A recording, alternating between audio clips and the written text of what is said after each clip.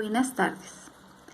El día de hoy vamos a hacer un breve repaso sobre lo que es el arte a través de diferentes épocas en la historia.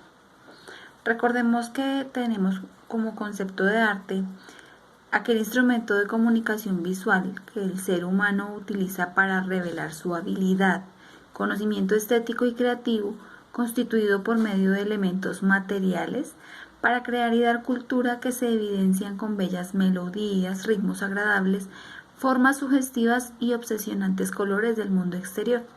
El término arte deriva del latín ars, que significa habilidad o talento creativo logrado en un contexto musical, literario, visual o de puesta en escena.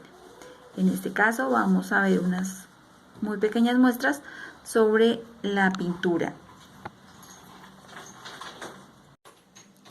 Como muestra del arte prehistórico tenemos estas figuras de los primeros animales que se pintaban en las cavernas con la misma sangre de los animales en formas puntiagudas, como podemos observar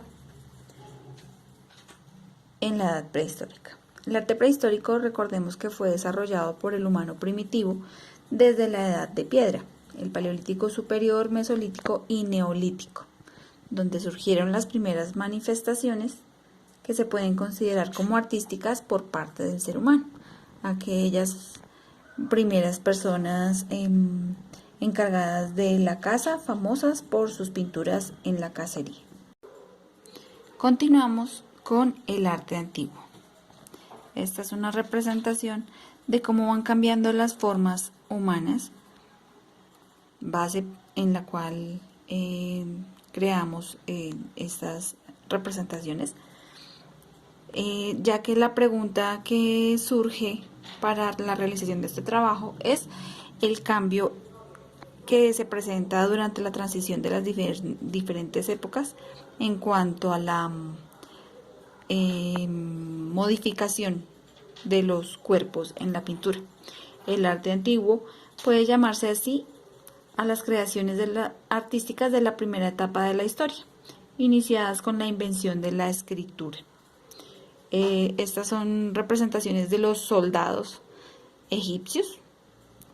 Podemos ver que ya no son formas puntiagudas, sino que empiezan a tomar curvas en las diferentes partes del cuerpo. Continuamos con la Edad Media, el arte en la Edad Media cristiana. Podemos observar que ya son más definidas las formas de los cuerpos humanos en diferentes contextos. La primera figura que tenemos es una bailarina. La segunda hace parte del arte egipcio, en el cual, a pesar de notarse las figuras, las formas del cuerpo, aún no se enmarcan como figuras esculturales. Y es cuando empieza el arte paleocristiano. En su primera etapa se caracteriza por sus temas paganos cristianizados en sus pinturas. En la segunda etapa ya empieza a manifestarse en la arquitectura. Continuamos con la etapa del Renacimiento. Recordemos que el Renacimiento fue un movimiento cultural que abarca el periodo de la historia del arte europeo entre la Edad Media y el Barroco, que contribuyó a construir un nuevo arte reflejado por el espíritu humanista, dando así apertura a una edad adulta de la humanidad, en donde se aparta de las tradiciones anteriores para dar paso al dominio de la técnica de la perspectiva y la pintura al óleo. Tenemos aquí representaciones de grandes obras de arte de Da Vinci. También tenemos la denotación de los cuerpos, como lo vemos en la primera figura de la pintura que se encuentra en la Capilla Sixtina. Tenemos a la Mona Lisa y tenemos el Miguel Ángel. Por último tenemos la representación del arte prehispánico, aquel que se define como las expresiones materiales desarrolladas por las culturas anteriores a la llegada de los españoles a América. Este arte se caracteriza por tener una función principalmente mítica de ratificación de la sociedad que origina.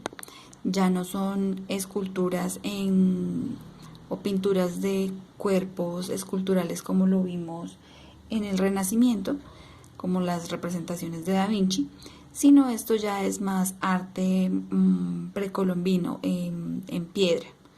El arte precolombino, recordemos que es la denominación que recibe el conjunto de obras artísticas e intelectuales como la escultura, la arquitectura, el arte rupestre, cerámica, textil, metalista y pintura realizada por los nativos del continente americano antes de la invasión europea. Tenemos entonces aquí la representación de dos cuerpos realmente voluptuosos. Esta es, a la izquierda tenemos la representación de un soldado con cuerpos ya no definidos, enmarcando curvas, sino siendo un poco más aumentado la dimensión.